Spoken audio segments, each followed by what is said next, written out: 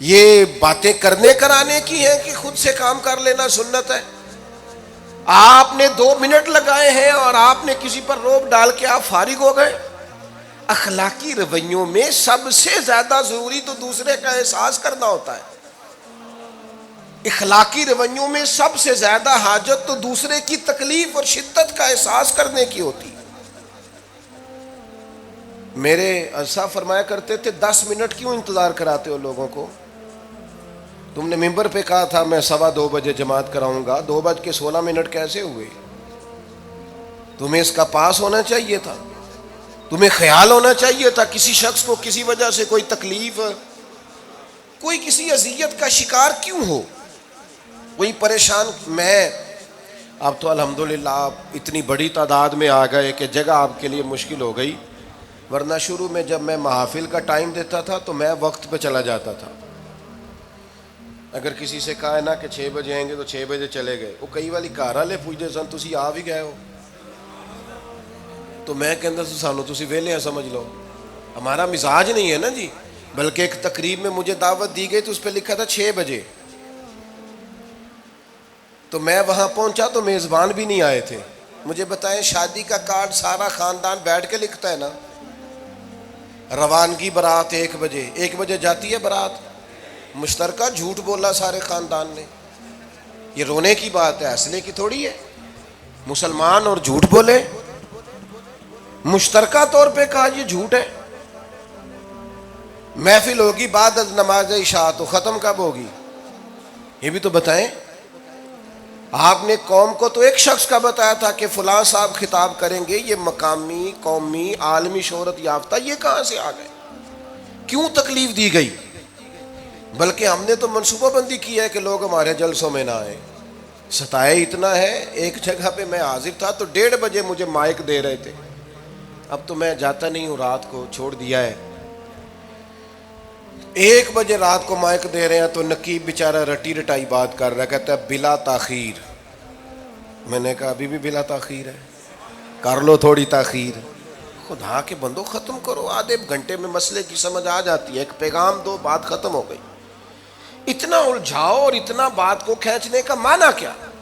اپنے رویوں کے اندر۔ میں چلا گیا 6 بجے تو میزبان صاحب بھی نہیں آئے تھے، تو وہ تقریب کب شروع ہوئی؟ 9 بجے۔ تو میں نے ان سے کہا غور سے دیکھ لو کہیں میں تو نہیں الٹا پڑتا رہا، 9 اور میں 6 سمجھتا رہا ہوں۔ یہ چھوڑیں ان چیزوں کو، اپنی زندگی میں آپ نظم پیدا نہیں کریں گے تو کوئی کام کیسے کریں گے؟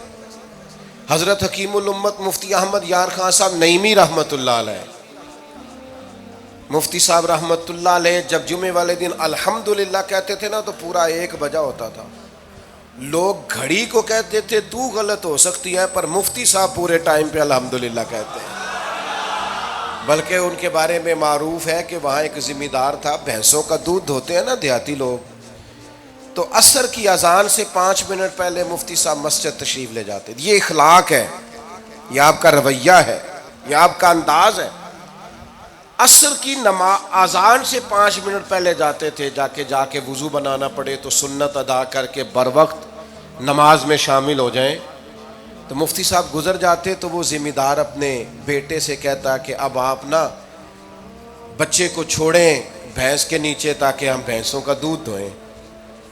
تو ایک دن وہ بیٹا کہنے لگا ابا جی ابھی تو یہ سورج کھڑا ہے، عصر کا ٹائم کہاں ہوا ہے؟ تو وہ کہنے لگا تو چھڑ دے کٹا، مفتی صاحب لنگ گئے نہیں، ٹائم ہو گیا ہے۔ یہ ہمارے بزرگوں نے ہمیں رویے سکھائے۔ آپ نظم والے ہوں، اخلاق والے ہوں، سچائی والے ہوں، دیانت داری والے ہوں، دوسروں کا خیال رکھیں، کسی کو تکلیف نہ ہو ہماری وجہ سے۔ پتہ ہے رسول پاک صلی اللہ علیہ وسلم کی بارگاہ میں آ کے عرض کیا گیا یا رسول اللہ یہ ہمارے امام صاحب بہت لمبی نماز پڑھاتے ہیں، صحیح حدیث میں موجود ہے۔ نماز ہی پڑھاتے تھے نا، قرآن ہی پڑھتے ہوں گے نا، کتنا اعزاز والا کام ہے۔ یا رسول اللہ یہ بہت لمبی نماز پڑھاتے ہیں۔ اللہ کے محبوب علیہ السلام نے بلا لیا، اور لفظ پتہ کیا ہے؟ حضور فرمانے لگے میں لوگوں کو دین کے قریب کرتا ہوں، آپ دور کرتے ہیں۔ فرمایا جب بھی نماز پڑھائیں معتدل پڑھائیں۔ اور خود حضور کا عمل کیا ہے؟ حضور فرماتے ہیں جب میں نماز میں کھڑا ہوتا ہوں تو میرا دل کرتا ہے میں لمبی نماز پڑھاؤں۔ ہمارا جب کسی شے کو دل کرے تو ہم چھوڑتے ہیں. میرا دل کرتا ہے میں لمبی نماز پڑھاؤں، لیکن حضور فرماتے ہیں پھر پیچھے سے کسی بچے کے رونے کی آواز آتی، میں سوچتا ہوں اس کی ماں پریشان ہوگی، میں نماز مختصر کر دیتا. اور میرے بھائیوں، نماز میں بھی لوگوں کا احساس، ہماری طبیعت ہی نہیں رہی. کوئی آدمی ہارن دے رہا پیچھے سے اور سامنے گاڑی میں دو بندے کھڑے، گاڑی مین روڈ پہ کھڑے کر کے باتیں کر رہے ہیں، اور وہ ہارن بجا رہا ہے تو کہتے ہیں ٹھہر جا، آگ بجھانی ہے جا کے. ایک تو آپ نے اتنا ظلم کیا کہ آپ نے روڈ بند کیا، اور دوسرا اخلاقی رویہ یہ ہے. اور میرے بھائی یہ بھی بد اخلاقی ہے کہ آپ اپنا موٹر سائیکل مین روڈ پہ کھڑے کر کے دکان پہ چلے جائیں، لوگوں کو تکلیف میں ڈالیں گے. اسلام اس کی اجازت نہیں دیتا. رستوں کے نشان مٹانے والے کو نبی پاک نے تنبیہ فرمائی. کسی کو تکلیف ہو، اذیت ہو، اور بعض لوگ سمجھتے ہیں کہ میں نے پریشر میں رکھی ہوئی ہے دنیا، ڈرتے ہیں لوگ مجھ سے. جو ڈر کے عزت کرتا ہے وہ خوف کھاتا ہے، اور جو محبت سے تجھے سلوٹ کرتا ہے وہ تیرا احترام کرتا ہے. بعض لوگ کسی کے شر سے بچنے کے لیے بھی اسے سلام کرتے ہیں، وہ عزت نہیں ہوتی، وہ عزت نہیں ہوتی کہ یہ تو رٹا ڈال دے گا. اپنے اخلاقی رویے ہمیں اللہ کے محبوب سے سیکھنے، حضور سے خیرات لینی ہے. اخلاق اسماء ہم نے اپنے آپ کو سمجھنا ہے، ہم نے اپنے مزاجوں میں تبدیلی پیدا کرنی ہے، بالخصوص بزرگوں کے معاملے میں، بڑوں کے معاملے میں. جیسے جیسے انسان ضعیف ہوتا جاتا ہے نا، حساس ہوتا جاتا ہے، اسے باتیں تکلیف دینے لگتی. وہ ایک بوڑھی اماں ایک دفعہ مجھے کہنے لگی کہ آپ میرے بچوں سے کہہ دیں خرچہ پامیں تھوڑا دین کرن، میرے نال بولن صحیح کرن. وہ جب اپنی بیویوں کے سامنے میرے ساتھ تھوڑا والیوم اونچا کر کے بات کرتے ہیں آواز کا، تو مجھے تکلیف ہوتی. اپنا رویہ، لہجہ، اس پر غور ہو. جوانی میں ہی تو برداشت کرنا ہوتا ہے.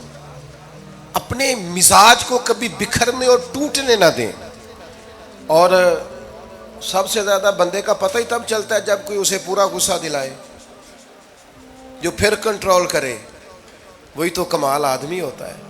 آ کے کہا گیا تھا نا نبی پاک علیہ السلام کو کہ یا رسول اللہ، وہ معاذ اللہ ان لفظوں کے ساتھ تانا و تشنیع کرتے ہیں، نقل کفر کفر نہ باشد. تو حضور فرمانے لگے وہ پتہ نہیں کس کی باتیں کرتے ہیں، مجھے تو اللہ نے محمد بنا کے بھیجا، میں تو محمد ہوں، اور محمد ہوتا ہی وہ ہے جس کی تعریفیں ہوں. وہ پتہ نہیں کس کی باتیں کر رہے ہیں، چھوڑو. وہ پتہ نہیں اس کی بات کر رہے ہوں گے جس کا وہ معاذ اللہ نام بگاڑتے ہیں. میرے عزیز، تھوڑا سا برداشت، اور آپ جملوں سے غور کریں، کسی کے لہجے سے غور کریں کہ وہ بندہ کہیں تکلیف میں تو نہیں، آزمائش میں تو نہیں. میں پہلے ہی مختصر تقریر کرنا چاہ رہا تھا، اب آپ لوگوں نے اور مختصر کرا دیا مجھ سے، تو میں بس بات کو سمیٹنے لگا ہوں، آپ غور فرمائیں گے. ایک دن نبی پاک علیہ السلام نے سید عائشہ صدیقہ رضی اللہ تعالیٰ عنہ سے فرمایا. حضور فرمانے لگے عائشہ، جب آپ مجھ سے خوش ہوتی ہیں تب بھی مجھے پتہ چل جاتا ہے، اور جب آپ کے دل میں کوئی بات ہوتی ہے تب بھی پتہ چل جاتا ہے. تو سیدہ پاک عرض کرنے لگی حضور مجھے میری ماں روئے، میں اور آپ سے ناراض. تو کریم فرمانے لگے بتاؤں پھر؟ یا رسول اللہ فرمائیے. حضور فرمانے لگے عائشہ آپ کبھی کبھی قسم اٹھاتی ہیں؟ یا رسول اللہ اٹھاتی ہوں. فرمایا جب آپ خوش ہوتی ہیں تو کہتی ہیں مجھے رب محمد کی قسم، اور جب دل میں کوئی بات ہوتی ہے پھر کہتی ہو جناب ابراہیم خلیل کے رب کی قسم. پھر حضرت ابراہیم کی نسبت سے قسم اٹھاتی ہو. تو جناب عائشہ کہتی ہیں حضور کی بات سن کے جو میرا حال تھا میں بتا نہیں سکتی. یا رسول اللہ آپ اتنا خیال کرتے ہیں؟ یہاں تک خیال فرماتے ہیں کوئی کیا بول رہا ہے؟ کہتی میں نے فوراً عرض کی کہ یا رسول اللہ مجھے رب محمد کی قسم ہو. میری زبان سے نام ہی جاتا ہے، میرے دل میں آپ ہر وقت موجود رہتے ہیں، دل میں.